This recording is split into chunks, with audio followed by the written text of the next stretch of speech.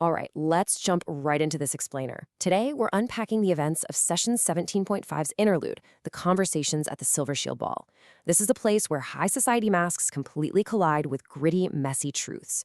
We're looking at this fascinating moment nestled deep within an elaborate gala in Baldur's Gate, where the glittering distractions of insane wealth basically just serve as a backdrop for some incredibly raw, revealing conversations. Now, what you really need to take away from this right off the bat is the stark contrast between the stiff, pristine atmosphere of the ball and our hero's actual reality. I mean, picture it. On one side, you have the heavy perfumes, the polished shoes, and an aristocratic crowd trying very hard to pretend they've never touched dirt in their entire lives. But then look at the actual lived experience of our characters here. We've got a newly turned Dompier grappling with this predatory hunger, a goblin inventor just looking for a good time, and a towering warrior carrying some profound emotional wounds. The finery? It's literally just a veneer.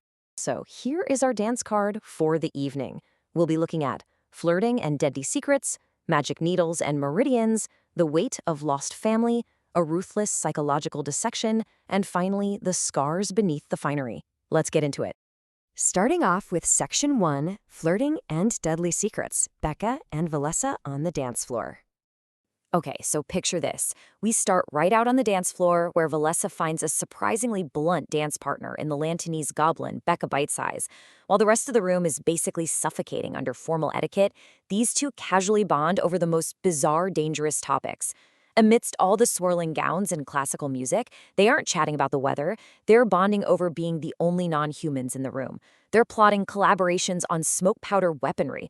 Valessa is even detailing her old Underdark specialty, clockwork assassination jewelry. She actually describes a mechanical Lunamoth hair clip designed to strike a nerve and put the wearer into a waking coma.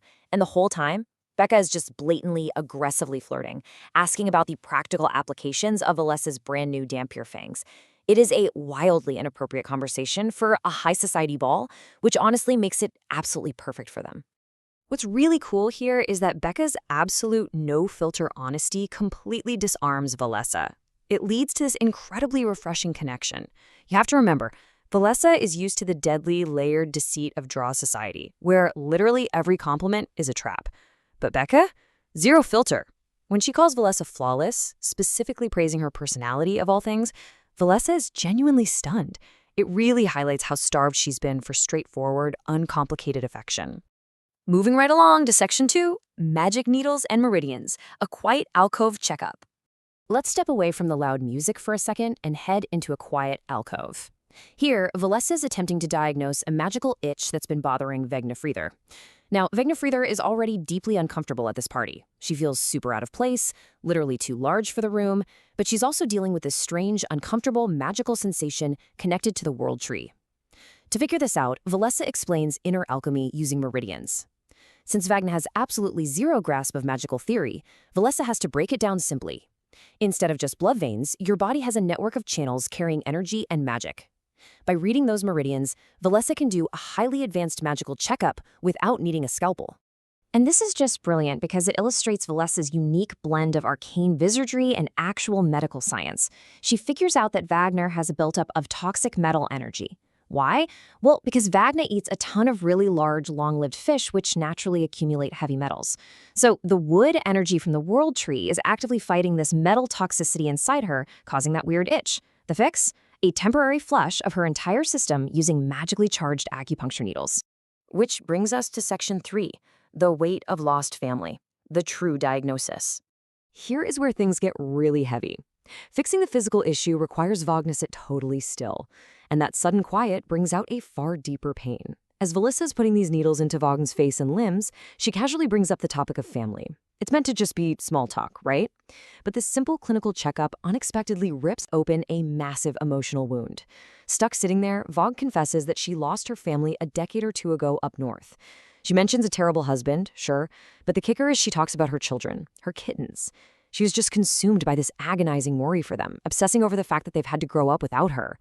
It's a devastating, vulnerable confession dropped right into the middle of a medical procedure. Now, Valessa tries to comfort her, but we immediately see this massive cultural disconnect. Valessa comes from Drow society, which is fiercely matriarchal. Mothers hold the ultimate authority. So to Valessa, a mother's importance is just an absolute, unbreakable fact. She tries to use this logic to soothe Vag. not quite understanding that Vag isn't mourning a loss of authority or respect. She's mourning the loss of holding and nurturing her babies. It's a really fascinating clash of perspectives on what motherhood actually means to these two very different characters. And that sets the stage for Section 4, a ruthless psychological dissection, the window confrontation.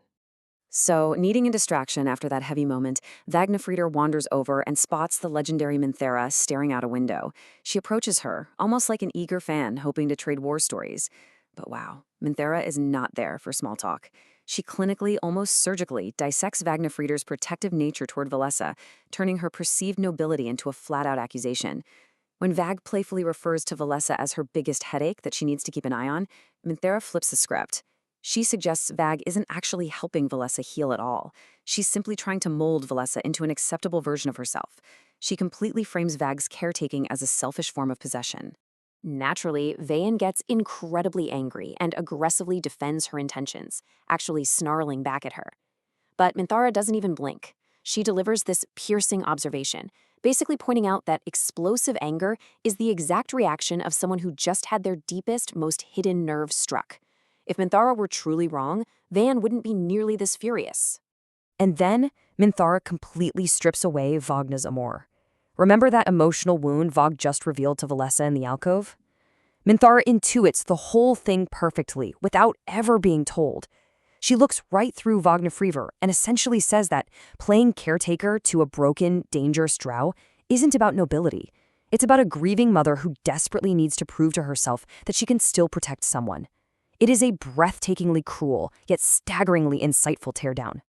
Finally, let's wrap things up with Section 5, Scars Beneath the Finery. Honestly, it is incredible how much character development happens in this single ballroom without a single sword being drawn.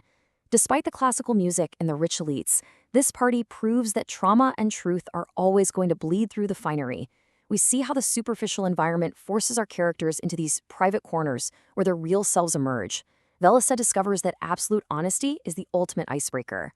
We learn that Vagnafrieda's towering physical strength is really just a fortress built around profound maternal grief. And we see firsthand how Minthara uses her words not for conversation, but for absolute vivisection. So, as we close out this explainer, I really want to leave you with a question to chew on regarding the true nature of Vagn's protective instincts. Minthara threw down a really heavy accusation, and Vag walked away burning with anger. But as you reflect on everything we've unpacked today, ask yourself, where does the genuine need to protect end and the desperate need to heal oneself begin? It's a blurry line for sure, and it's what makes these characters so beautifully, tragically complex. Thanks so much for joining me for this explainer, and remember to always question what lies right beneath the surface.